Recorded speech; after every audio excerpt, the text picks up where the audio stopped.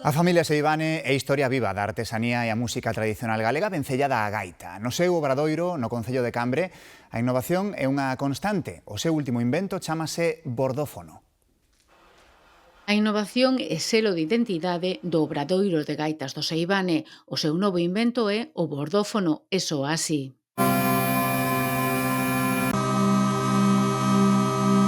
Quen experimenta con el na mesa de son é o musicólogo Andrés Rodríguez. El foi quen acudiu ao obradoiro do Seivane. Sí, este é o primeiro boceto que el fixo.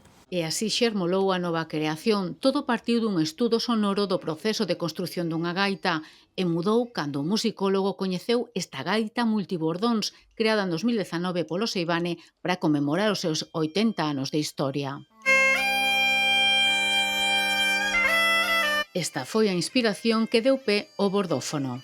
Estos músicos tan talentosos que a veces co mismo punteiro, pero teñen que levar un montón de roncos para poder cambiar de tonalidade. Entonces, quixemos que estuvera todo dentro da mesma gaita, non? Aínda en fase de experimentación, confían en que o bordófono sirva de motivación a futuros músicos.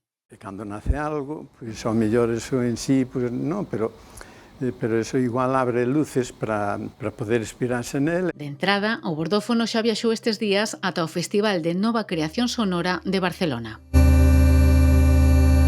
E falando de músicos e instrumentos, final feliz pero disgusto que levou o coñecido músico Abraham Cupeiro en Murcia esta semana.